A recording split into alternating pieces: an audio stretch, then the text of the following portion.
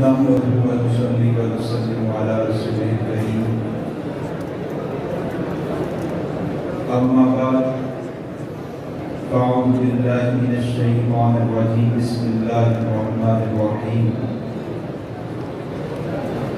قل يا أيها الناس إني رسول الله إليكم جميعا وقال النبي صلى الله عليه وسلم أنا آخر الأنبياء وأنتم آخر الأمم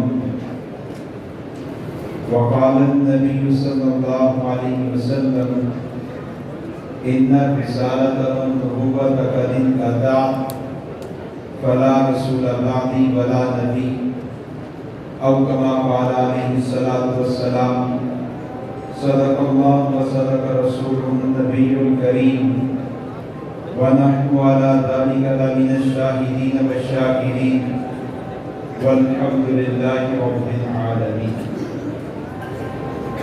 انتہائی قابل احترام دوستوں اور قابل عزت واجب العزت علماء کرام، آپ کے مردان شہر سے گزشتہ 10 سال سے تعلق ہے.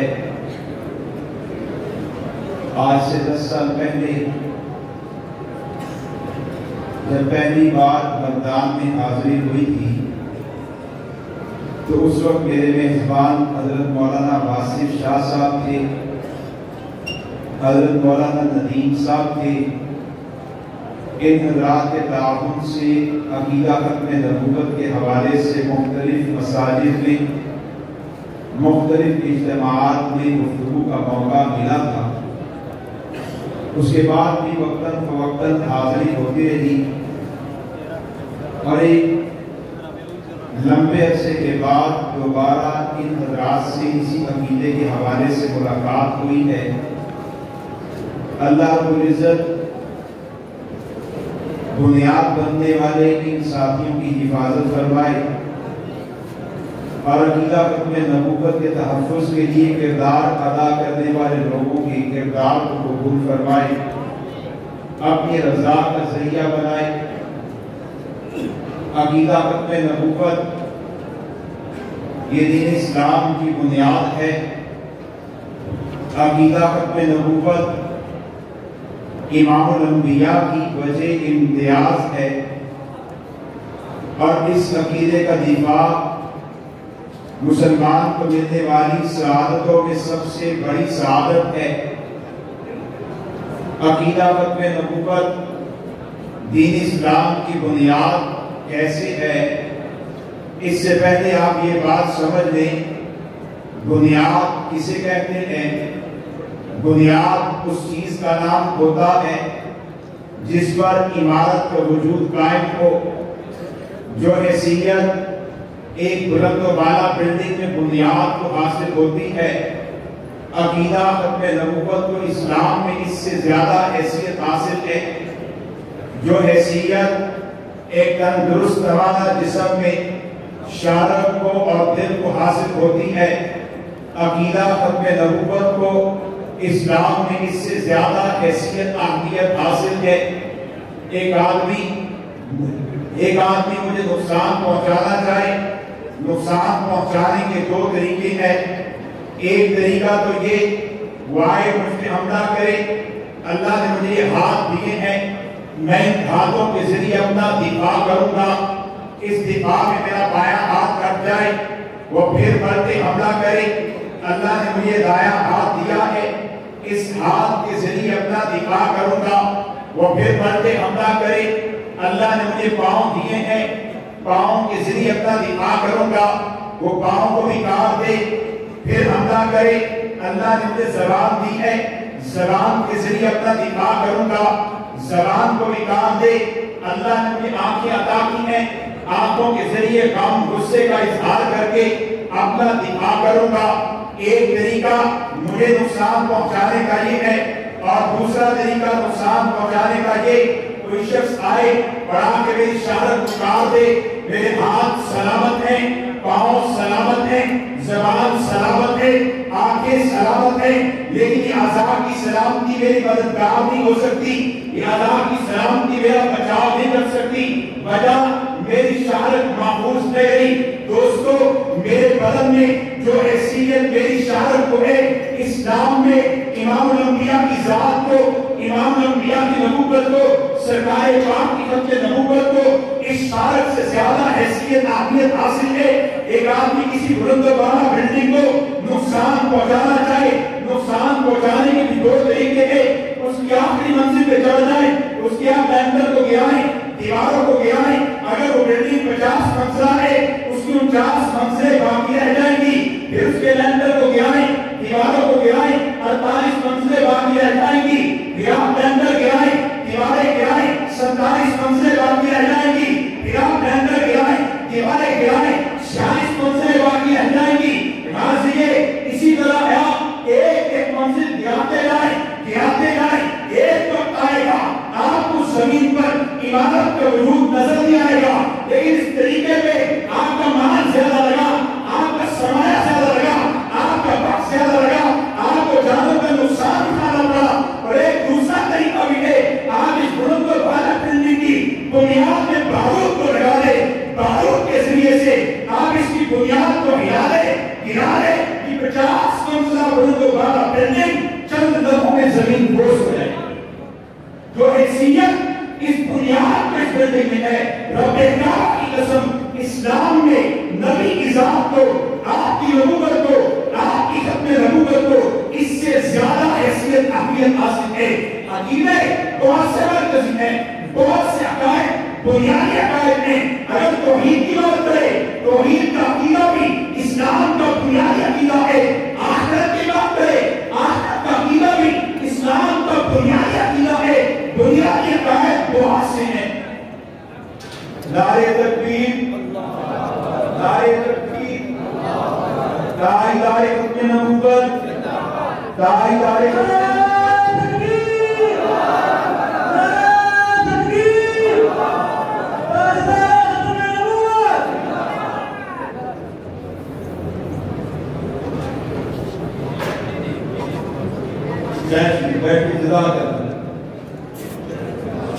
اگر آپ اسلام کے بنیادی عقائد کی بات کریں، بنیادی عقائد بہت سے ہیں، توحید اسلام کا مرکزی بنیادی عقیدہ ہے، آخرت اسلام کا مرکزی بنیادی عقیدہ ہے، انبیاء گزشتہ کی نبوت اسلام کا بنیادی عقیدہ ہے، صداقت قرآن اسلام کا بنیادی عقیدہ ہے، یہ بھی اسلام کے بنیادی عقائد ہے، مرکزی عقائد ہے، ان کا انکار ہی اوپر ہے، لیکن جو عقیدہ ان تمام عقائد کی بنیاد ہے وہ میرے آپ کے آقا امام الانبیاء کی نبوت ہے، آپ کی ختم نبوت ہے۔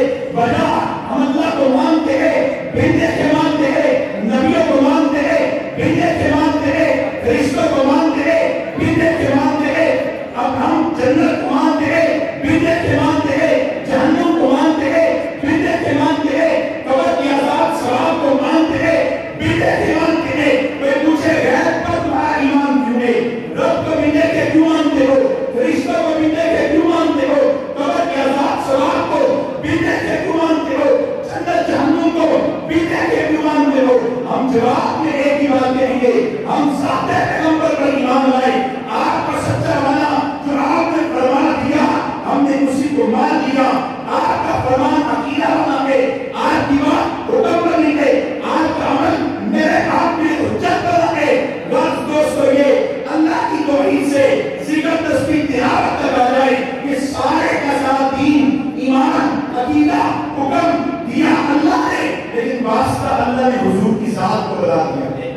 اس لیے اقامے کہتے ہیں، آپ سنتے رہے عقیدہ ختم نبوت مرکز اسلام، عقیدہ ختم نبوت اسلام کی بنیاد، مطلب یہ ہے کہ سارا دین ہمیں نبی کے واسطے سے ملتا ہے۔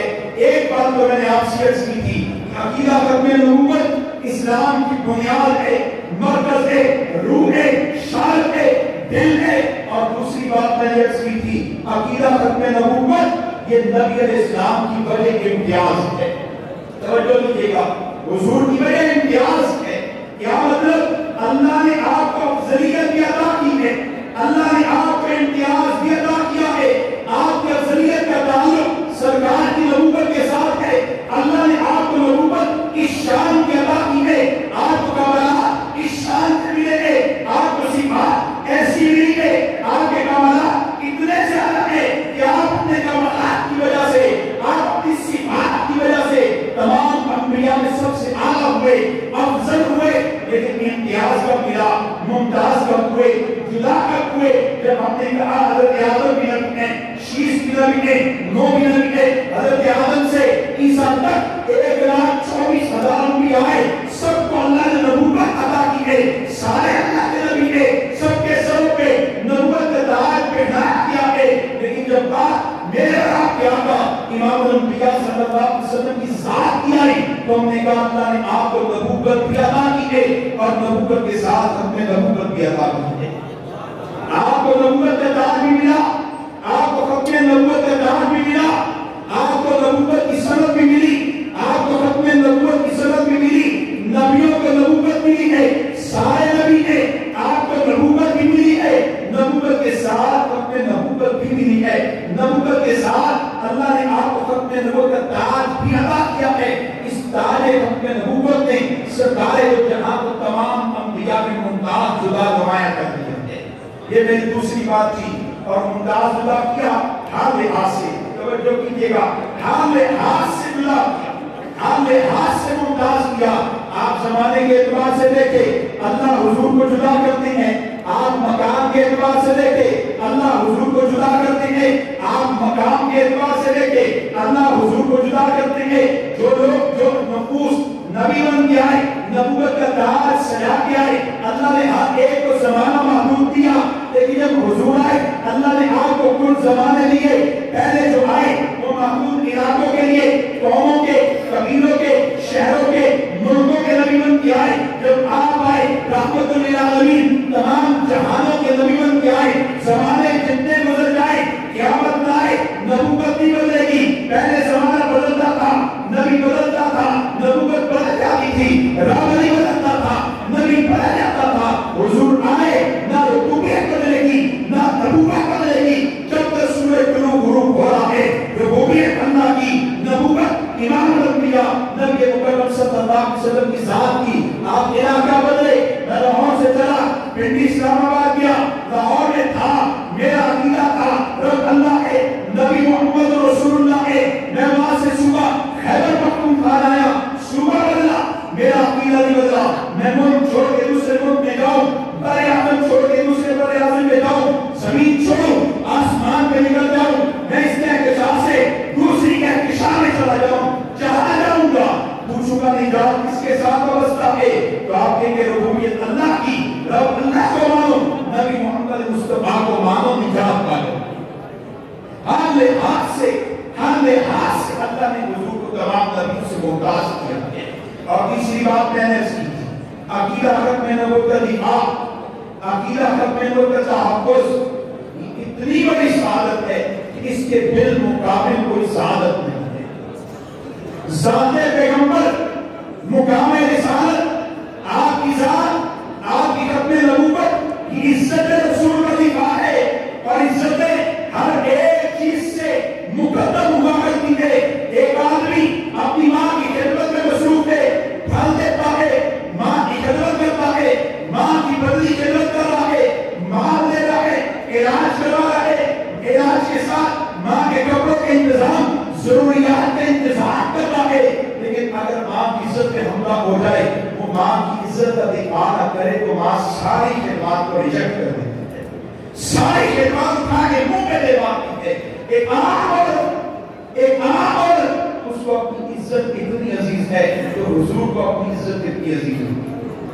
کوئی آدمی میری ذات کے لیے، کوئی آدمی میری عزت کے دفاع کے لیے اپنے منہ میں ٹماٹر کھا لے، میں زندگی میں اسے بھولتا نہیں ہوں. مجھے نوازنے والے اور بھی بہت تھے، کسی نے مجھے کپڑے دیے، کسی نے مجھے جوتا دیا، کسی نے مجھے مال دیا، کسی نے میری کوئی خدمت کی، کسی نے میری کسی طرح امداد کی. لیکن ایک وہ بندہ جس نے میری عزت کے دفاع کے لیے یہ وہ ہے جس نے میری عزت کے دفاع کے تماشا کھایا ہے. ختم نبوت کا دفاع، مقام رسالت کا دفاع ہے، عزت رسول کا دفاع ہے. دور رسالت سے آج تک جس نے حضور کی ناموس کا دفاع کیا ہے، آپ کی حرمت کا دفاع کیا ہے، آپ کی ختم نبوت کا دفاع کیا ہے، آپ کے ساتھ وفا کی ہے، وہ تو حضور نے، حضور کے بعد صحابہ نے، تابعین نے، اور پھر بعد کی ساری امت نے اس کو دیگر لوگوں سے ممتاز نمایا کرتی ہے. صدیق اکبر بڑا مقام پا کے بڑا کیا ہے، وجوہات میں بڑی وجہ ان کا حضور کے ساتھ وفا کرنا ہے. حضرت سعد کو دیکھیے میدان احد میں امام الانبیاء نبی مکرم صلی اللہ علیہ وسلم کی ذات کا دفاع کر رہے ہیں. آپ کے دشمنوں پر تیر چلا رہے ہیں، دشمنوں کے مابین، دشمنوں کے حضور کے مابین رکاوٹ بنے گے، دشمنوں پر تیر چلا رہے ہیں. آپ نے ان کو وہ دعا دی ہے جس سے کہ صدیق اکبر حضور کے دربار میں عرض رکھتے ہیں. آپ پوچھتے ہیں ابوبکر، وہ جواب میں کہتا ہے لبیک فدا قومی وابی. عمر لبیک فدا قومی وابی. عثمان لبیک فدا قومی وابی. علی لبیک فدا قومی وابی. طلحہ لبیک فدا قومی وابی. جب حضور صحابہ کو پکارتے ہیں تو اظہار فدائیت کرتے ہوئے یہ کہتے ہیں فدا قومی وابی. لفظی ترجمہ تو یہ ہے کہ میری ماں، میرا باپ پہ قربان ہو جائے، اور عرب اس کے لیے بولتے ہیں. اس کا مفہوم یہ ہے کہ اللہ کے نبی آپ حکم کیجئے، ماں باپ بھی، آل اولاد بھی، خاندان بھی، قوم قبیلہ بھی، مال پیسہ بھی، مفادات بھی، ہر ایک چیز آپ کی ذات پہ قربان آپ حکم کیجئے. ہر ایک صحابی حضور کے دربار میں کسی جذبے کا اظہار کرتا ہے. اور حضرت سعد دشمنان رسول پہ تیر چلا رہے ہیں، ذات پیغمبر کا دفاع کر رہے ہیں. نبی علیہ السلام نے فرمایا یا سعد ارمی اے سعد، میرے دشمنوں پر تو تیر چلا، فدا کا امی و ابی، تجھ پر محمد رسول اللہ کی کل کائنات قربان ہے. اور یہی سعد ہے جن کا ہاتھ شاد ہو گیا، یہی سعد ہے جن کے بارے میں حضرت علی نے کہا اور کا میدان سارے کا سارا ساتھ کے لیے تھا. یہی سعد ہے ان کی شہادت ہوئی میدان میں ہے، حضرت علی گزرے گئے، ان کے اس ہاتھ کو جو ذات پیغمبر کے ارشاد ہوا، قربان ہوا، اٹھایا، بوسہ لیا، اپنی آنکھوں پہ لگا کے کہنے لگے یہ وہ ہاتھ ہے جس نے میرے نبی کی ذات کا دفاع کیا ہے، میرے نبی کی ذات کے دفاع میں یہ ہاتھ قربان ہوا ہے. دوستو آپ صحابہ میں ڈھیر واقعات، سینکڑوں واقعات کے وفا کے، اور جس نے وفا کی ہے حضور نے اسے نوازا ہے. جس نے وفا کی وہ نبوت کا دعوے دار، یمن کا رہنے والا، اس نے بھی کہا اللہ کا نبی. حضرت فیروز جیلوی نے حکم رسول کے ساتھ قتل کر دیا، واسطے جہنم ہو گیا. حضرت اللہ نے اپنے نمائندے جبریل امین حضور کی بارگاہ میں پہنچا دیے. وہاں سے بھی ایک قاصد روانہ ہوا تھا، یمن سے بھی نکلا تھا حضور کو پیغام دینے کے لیے کہ آپ کی عزت کا دفاع ہوا، آپ کی ختم نبوت کا دفاع ہوا. لیکن یہ قاصد، اللہ کے قاصد پار کے رسالت میں پہنچ کے خبر دیتے ہیں آپ کے جانی صاحب فیروز نے اسود کو قتل کر دیا. حضور کو صحابہ کے مجمع میں آئے، توجہ کیجئے گا، صحابہ کے مجمع میں آئے، آپ کے آپ نے دو باتیں کی ہیں، صحابہ کو دو باتیں فرمائیں. پہلی بات فرمایا کہتا اللہ راجل مبارک، اے صحابہ رات ایک مبارک شخص نے نبوت کے دعوے دار کو قتل کر دیا. پھر فرمایا من اہل بیت مبارکین، اے صحابہ میری عزت کا دفاع اتنی بڑی سعادت ہے کہ یہ شخص بھی مبارک ہوا، اللہ نے اس نسبت سے اس کے خاندان کو بھی مبارک کر دیا. پھر فرمایا خاصا فیروز دنیا آخرت کی کامیابیوں کو پا گیا. اور دیکھو مسیلمہ کذاب اٹھا کے حضرت واشی بن حرب نے قتل کیا ہے. قتل کرنے کے بعد کیا فرمایا؟ اور فرمان صحابی کا ہے کوئی جذباتی خطیب ہو مبالغہ کر جائے، کوئی اور بندہ ہو بات کرنے میں، اپنی طرف بڑھانے میں، اپنی بات میں کھچاؤ پیدا کرنے کے لیے مبالغہ کر جائے، ممکن ہے، ہوتا بھی ہے. لیکن یہ صحابی رسول نے قتل کرتے ہیں مسیلمہ کذاب کو، قتل کرنے کے بعد صحابہ کو کہتے ہیں اے صحابہ میں سمجھتا ہوں کہ زمانہ جاہلیت میں میں وہ شخص تھا جس نے حضور کو سب سے زیادہ غم دیا، اور اب میں ہی وہ شخص ہوں جس سے حضور سب سے زیادہ راضی ہوں گے. زمانہ جاہلیت میں سیدنا حمزہ کو شہید کیا، ایمان کے بعد، اسلام کے بعد مسیلمہ کذاب کو واسطے جہنم کیا اور کہہ رہے کہ میں وہ شخص ہوں جس سے حضور سب سے زیادہ راضی ہوں گے. ختم نبوت کرے گا عظیم الشان سعادت ہے. جب سے فتنہ مرزائیت اٹھا ہے آپ اس وقت سے آج تک آ جائیں, بات ختم کرنے لگا ہوں, اس وقت سے آج تک آ جائیں, کسی عالم کے پاس چلے جائیں, کسی مفتی صاحب کے پاس چلے جائیں, آپ کسی پیر صاحب کے پاس چلے جائیں, کسی دیندار مسلمان کے پاس چلے جائیں اور اسے کہے کہ میں ختم نبوت کا محافظ ہوں, عقیدہ ختم نبوت کے لیے اپنی جان لگانا چاہتا ہوں, وقت لگا رہا ہوں, صلاحیت لگا رہا ہوں, مال لگا رہا ہوں, تو آپ کو یہ بات ہے کہ اس عقیدے کا دفاع بڑی سعادت ہے.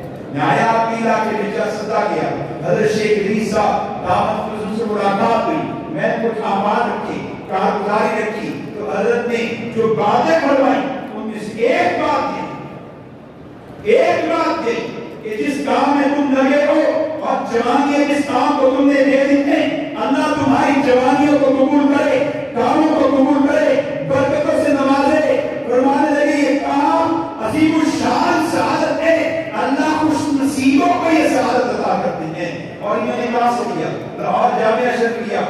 ایک دفعہ پروگرام تھا, ایک نوجوان عالم دین اس سے پہلے بات کر رہے تھے, نے کہا کہ ختم نبوت کے فضائل, عقیدہ ختم نبوت کے دفاع اور فضائل یہ سنائے نہیں ہیں. سید عطا اللہ شاہ بخاری نے فرمایا ہے, وہ فرمانے لگے سنائے نہیں, سید عطا اللہ شاہ بخاری نے فرمایا ہے, انہوں نے فرمایا کہ دنیا میں ختم نبوت کی جو حفاظت کرنے والا ہوگا معاشر میں حضور کی چوکیدار کی حیثیت سے اٹھایا جائے گا.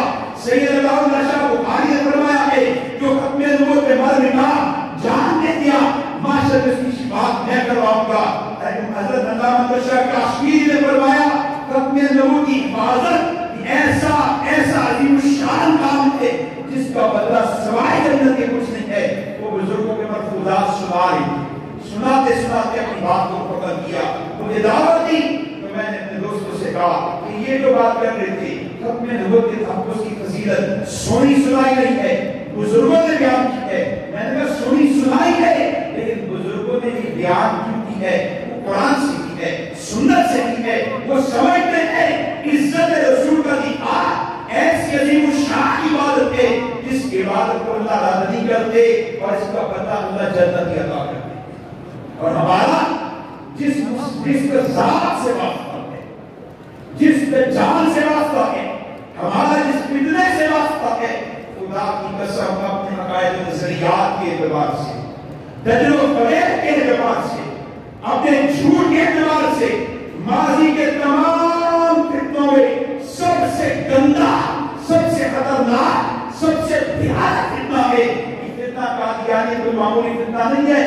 امام الحسن علامہ اکبر شاہ کاشمیری پڑھتے ہیں اور وہ کہتے ہیں کہ تاریخ اسلام میں جتنے اختلاف کے فتنے آئے ان تمام اختلاف کے فتنوں میں سب سے بڑا فتنہ مرزائیت ہے. ہم اپنی آنکھوں سے دیکھ رہے ہیں مرزا گاما 1868 میں چنا گیا, 1880 میں اس نے دعوے شروع کیے ہیں, 1901 میں دعویٰ نبوت کیا ہے, 1908 میں مر گیا ہے, 1880 میں فتنے کی بنیاد رکھی گئی.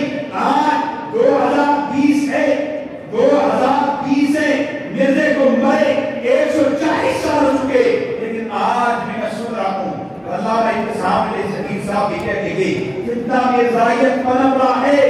یہ پھر سے اپنے باپ کی ارتداد کی لگائی ہوئی آنکھ کو ہوا دے رہے ہیں, ارتداد کو گھرا رہے ہیں, ارتداد کو ہوا دے رہے ہیں. بار سننے کو ملتا ہے, اکابر بھی توجہ کرا رہے ہیں, فتنہ مرزائیت مضبوط ہو چکا, جڑیں مضبوط کر چکا, کلیدی عہدہ پہ پہنچ گیا. تو اس کو یہ 2 سال کی محنت نہیں ہے, یہ 2 سال کی محنت نہیں. اگر کوئی کلیدی عہدے پہ پہنچا تو 1 سال میں پہنچے, 2 سال میں پہنچے, تو تسلسل کے ساتھ محنت کرنی. ان کا فریب, ان کا دجل, ان کا جھوٹ, اور اس جھوٹ کے پر جان کے لیے جی جان لگا لینا. میں 28 سال مرزائیوں میں رہا ہوں, میں ربوہ خدا کا جاتا رہا ہوں, کالج کی زندگی میں مرزائیت کے ہتھے چڑھا رہا ہوں. میں نے مرزائیت کو اللہ کے فضل و کرم سے, نظم کے اعتبار سے, تنظیم کے اعتبار سے, تحریک کے اعتبار سے, عقائد کے اعتبار سے ہر زاویے سے پڑھا ہے.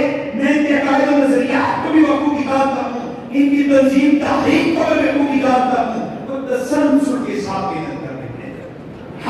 کے مقابلے میں کیا کریں؟ ہم ان کے مقابلے میں اپنا کیا کردار ادا کر رہے ہیں؟ فضیلت اتنی بڑی، ذمہ داری اتنی بڑی، لیکن ذمہ داری کے ادائی کے لیے ہم کیا کر رہے ہیں اور دعویٰ کیا ہے؟ وہ بھیانت کفری عقائد کیا ہے؟ ایک تو مسئلہ کیا؟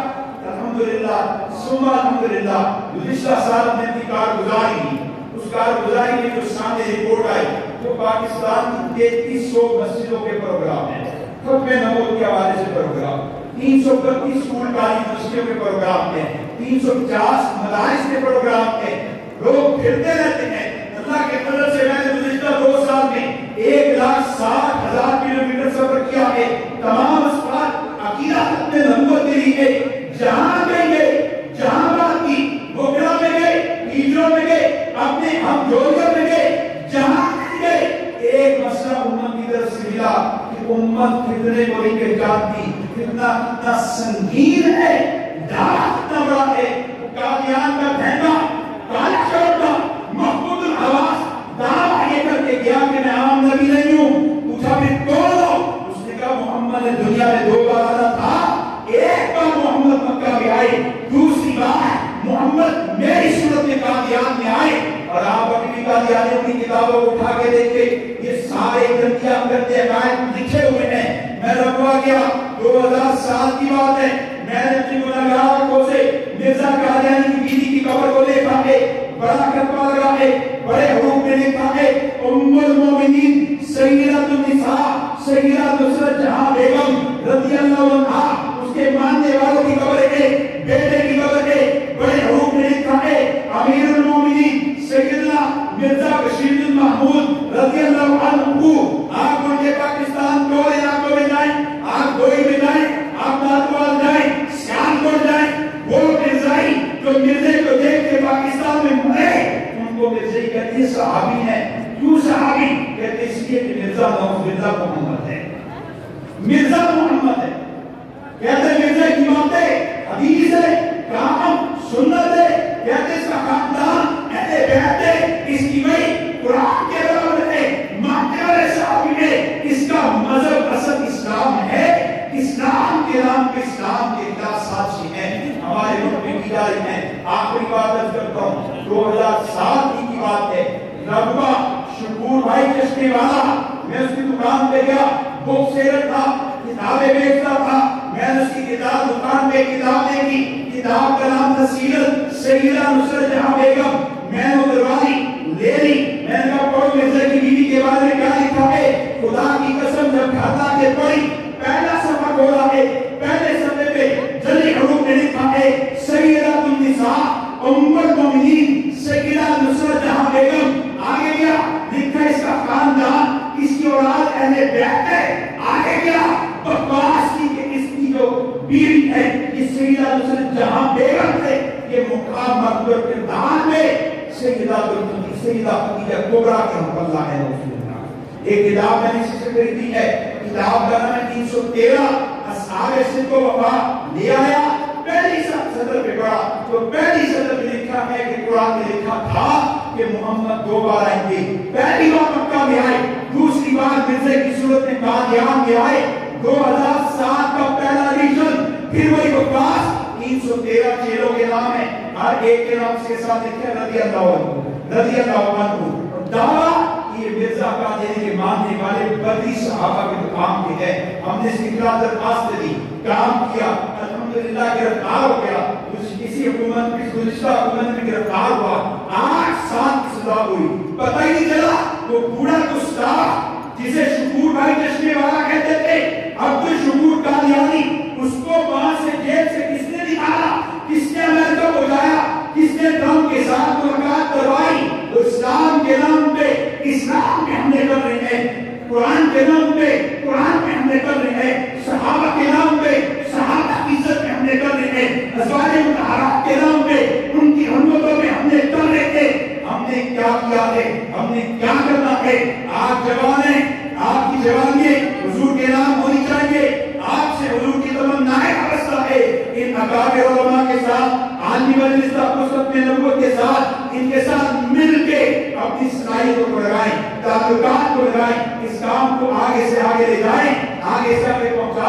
ہر قسم کے الزام کو چھوڑ کے، بہتان کو چھوڑ کے، بدگمانی کو چھوڑ کے اتحاد، اتفاق اور ایک دوسرے کے احترام کو لے کے کام میں موافق بن جائیں، کام میں رفیق بن جائیں. جہاں میرے رفاقت آپ ختم نبوت والوں کو دیں گے، اللہ بادشاہ نے آپ کو حضور کی رفاقت عطا فرما دیں گے. اللہ رب العزت ہماری صلاحیتوں کو، مالوں کو، تعلقات کو بغیر کسی تعصب کے، مسلکی، جماعتی، ذاتی، صوبائی، رسالی، ہر ایک تعصب کو بالائے نہ کر کے حضور کے نام پہ ہمیں ایک ہونے کی توفیق عطا فرمائے.